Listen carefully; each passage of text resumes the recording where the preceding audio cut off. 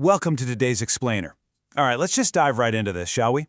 Today, we are embarking on a truly fascinating journey into the deeply rooted cultural and spiritual history of Guyana.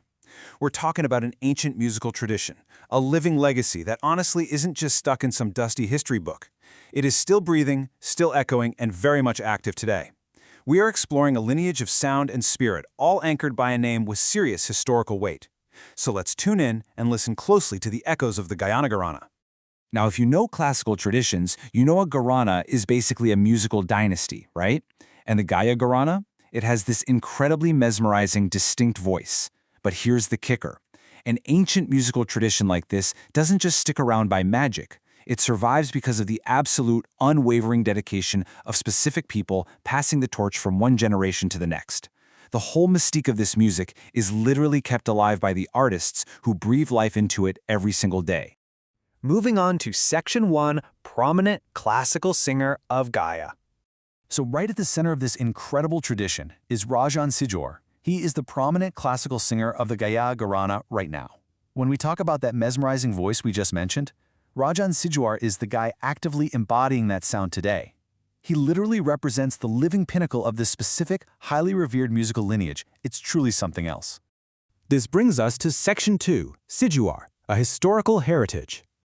Okay, so we know he's a master musician, obviously, but the name Sijuar itself, it holds massive historical significance. It's actually a historical surname belonging to the Gayawal Pandas. And this is huge because it directly connects our artist to an ancient, profoundly rich cultural tradition in the region. So you see, his authority in the Gaya Guarana isn't just about his musical talent, which, don't get me wrong, is off the charts, but it's also deeply intertwined with his ancestry. Every single time he performs, he carries the beautiful, heavy weight of the Gaya Walpanda's legacy with him. Let's look at Section 3, Preservation of Cultural Heritage. Now, a centuries-old heritage like this definitely doesn't survive on autopilot. Rajan Sijuar actively ensures this music thrives by bringing his classical singing directly to local events. Specifically, he teams up with the Sir Salila Gaya Jila Trust to present classical music at major local gatherings like the Malhar Mahotsav. Through these live performances, he's basically acting as a modern-day steward of his ancestors' culture. It's a real hands-on approach to preservation.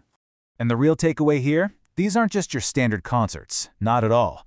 When Rajan Sijuar steps onto that stage at the Malhar Mahotsav, he is ensuring the active survival of Gaya's cultural heritage. He takes that deep historical legacy of the Sijuar surname and the Gayawal Pandas, and he projects it right into the modern world through classical song.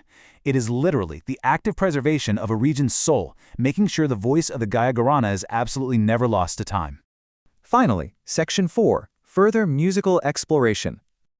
All right. So this rich living legacy leaves us with a few distinct paths if we want to learn more.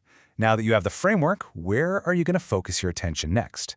You could dive deep into the technical beauty of his classical music presentations. Or maybe you're curious about the roots of his talent, which would lead you to explore his specific musical education right there in Gaya. Or, alternatively, you might be totally fascinated by the macro view, drawing you to uncover the sprawling history of the Gayawal Pandas and the Sijuar lineage itself. It's like a giant puzzle, and every single piece is fascinating. So, I'll leave you with this final thought.